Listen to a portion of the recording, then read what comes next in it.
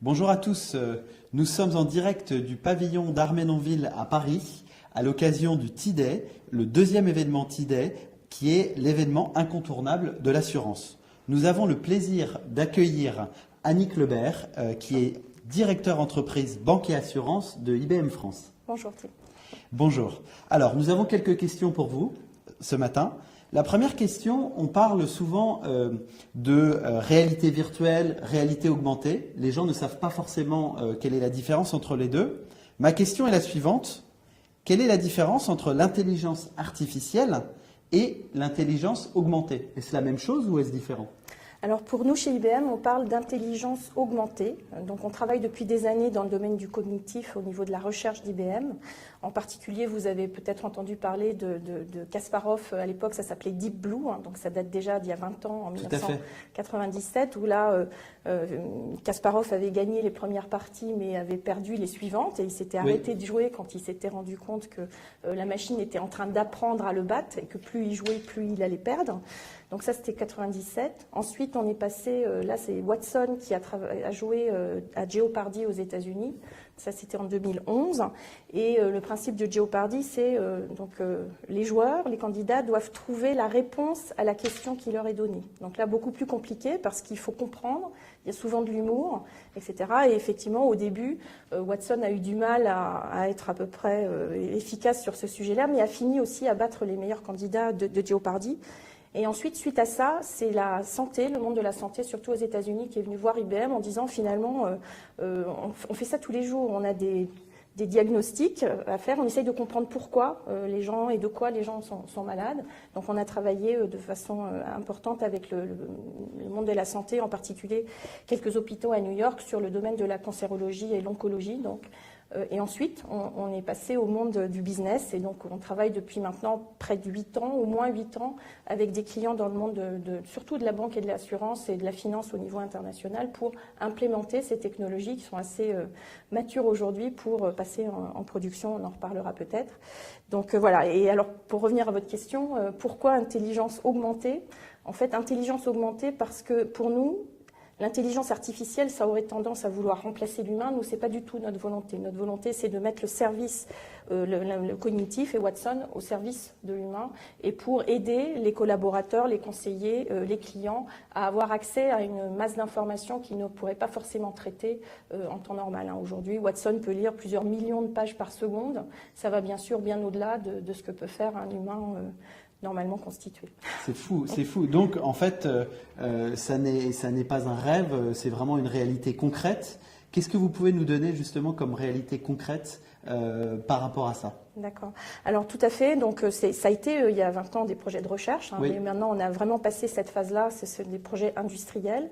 Donc on a essentiellement 4 cas d'usage qui sont complètement industriels, on va dire. Donc c'est surtout autour du conseiller augmenté, donc pour arriver à aider des conseillers en agence ou en centre d'appel, des sujets d'agents conversationnels, ce qu'on appelle des chatbots, donc soit au service du client sur des sites web, soit au service des centres d'appel.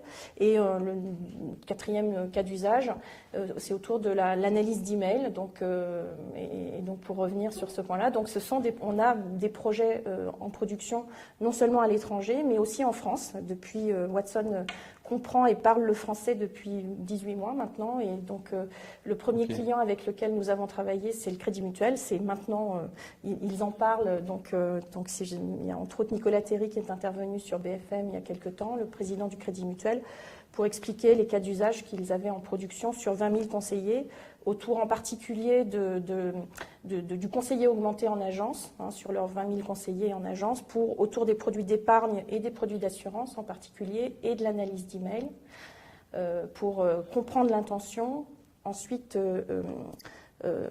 comprendre l'intention et pour pouvoir router le traitement de l'email vers la bonne personne et aussi comprendre l'urgence, donc aussi pour pouvoir traiter en urgence voilà.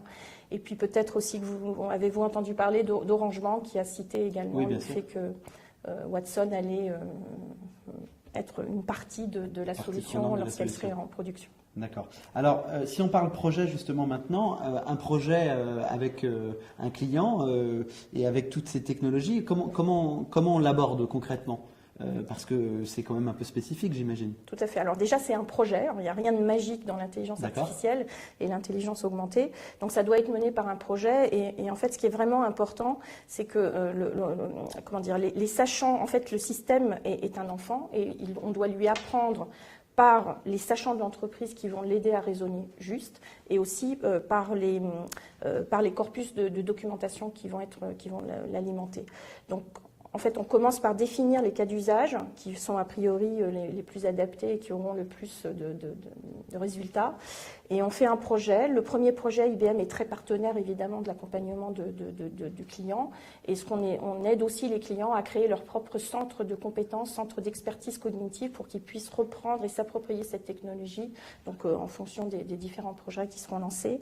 Ce qui est important, c'est que c'est un système supervisé, c'est-à-dire qu'on le met en production, mais après on doit continuer à lui apprendre au cours du temps.